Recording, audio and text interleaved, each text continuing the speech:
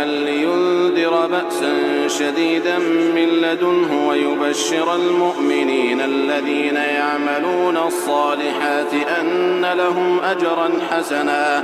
ماكثين فيه أبدا وينذر الذين قالوا اتخذ الله ولدا ما لهم به من علم ولا لآبائهم